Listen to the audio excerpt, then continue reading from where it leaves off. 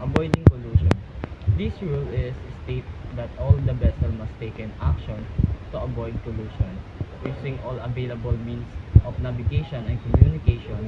If collision is imminent, a ship must take an appropriate action to avoid it, even if other vessel does seem to be follow the rule. Rule number 5, lookout.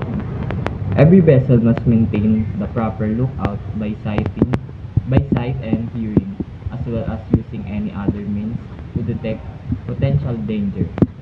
This important.